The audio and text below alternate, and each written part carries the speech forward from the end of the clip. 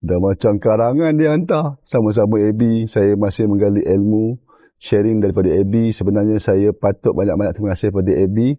Thank you very much AB. Semoga AB terus maju jaya dunia akhirat dan dikurniakan kelancaran rezeki bersama keberkatannya. Ilmu yang sangat-sangat mahal ini susah orang nak share free macam ni. Syukur sangat Allah bagi rezeki ilmu semahal ini melalui AB. Okey. Sama-sama abang ucapkan. Ramai yang tanya abang, kenapa abang tak mengajar? Kenapa abang tak mengajar? Kalau nak mengajar, aku kenakan charge. Bila kena charge, tuan-tuan kena bayar. Bila bayar, tuan-tuan tak faham, ilmu tu aku sangkut dekat akhirat nanti. Okey, hari ni abang nak buat satu penjelasan kenapa abang terus buat sejak tahun 2022 sampai sekarang abang tak pernah stop. Kalau nak cerita pasal duit, abang dah kejar duit. Abang dah lalui proses yang jatuh bangun sampai muflis. Kereta hilang, rumah terbakar, orang tipu duit, abang main kutu nak masuk forex, member abang hancur duit aku, lebu, sampai sekarang buat senyap, jumpa pun biasa je. tak ada rasa bersalah kan. Kawan tu. Okey.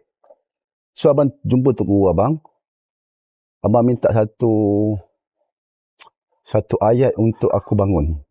Tu dia kata apa? Azizi, kamu yakin dan percayalah. Kamu cari satu benda yang memberi manfaat kepada masyarakat dan yakinlah rezeki itu daripada Allah.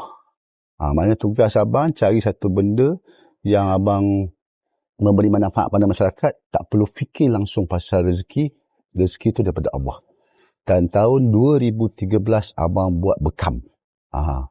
Unlimited cup RM1 je. Sampai sekarang pun kalau ada orang nak bekam, itu je harga dia, tak pernah naik. Sebab apa? Untuk memberi manfaat. Sehinggalah abang belajar, abang jatuh, bangun, abang masuk Ar-Rahanu, abang rasa ilmu ni, yang sedikit ni perlu disampaikan. So atas kekuatan memberi manfaat pada masyarakat, itulah abang terus.